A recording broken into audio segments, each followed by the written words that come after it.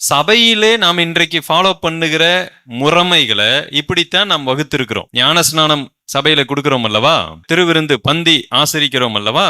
இந்த 2 காரியங்களை ஏன் நாம் செய்கிறோம்னா, எந்த அடிப்படையில செய்கிறோம்? ஒருவேளை சில சபையில எக்ஸ்ட்ரா ஏதாவது சில சடங்குகள் முறைமைகளை வைத்திருப்பாரு. ஆனா நம்ம கூடுகையில பாத்தீங்கன்னா இந்த 2 மாத்திரம் தான். ஒன்று பேப்டிசம், இன்னொன்னு பிரெட் பிரேக்கிங். இந்த 2 மட்டும்தான் நாம் செய்கிறோம்.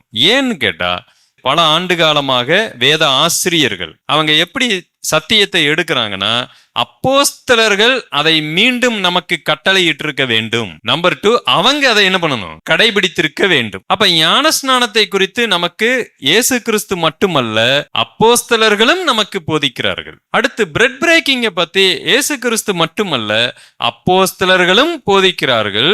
அதை அவர்கள் என்னவும் செய்யறாங்க? கடைபிடிக்கவும் செய்கிறார்கள். அடுத்து இயேசு கிறிஸ்து போதிக்காத சிலவற்றை அப்போஸ்தலர்கள் என்ன செய்திருக்கிறார்கள்? போதித்திருக்கிறார்கள். அப்ப அதை நாம் கடைபிடிக்கலாமான்னு கேட்டா தாராளமாய் கடைபிடிக்கலாம்.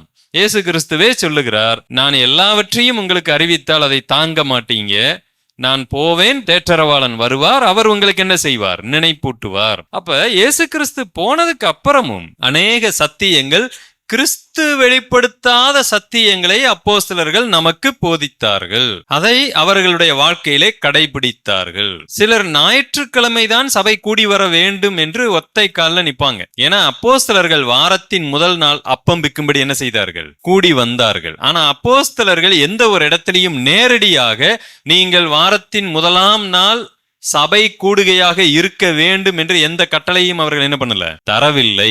அப்ப இதிலிருந்து என்ன தெரிகிறது என்று கேட்டால், அப்போஸ்தலர்கள் நேரடியாக கட்டளை கொடுக்காம சிலவற்றை அவங்க லைஃப்ல என்ன செஞ்சிருப்பாங்க? ஃபாலோ பண்ணி இருப்பாங்க. அதை நாம ஃபாலோ பண்ணலாம், தப்பு இல்ல.